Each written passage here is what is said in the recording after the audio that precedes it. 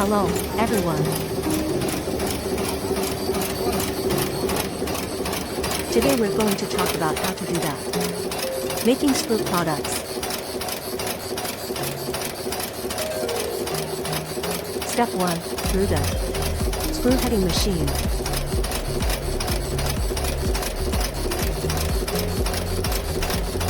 This is the semi-product after heading machine.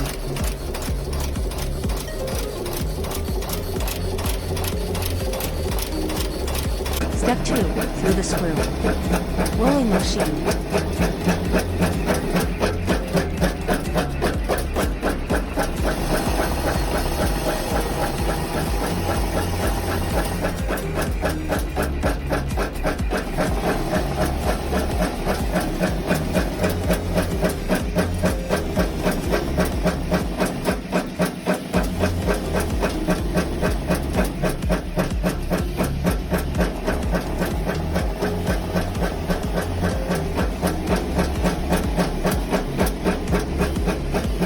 These two machines make this finished product.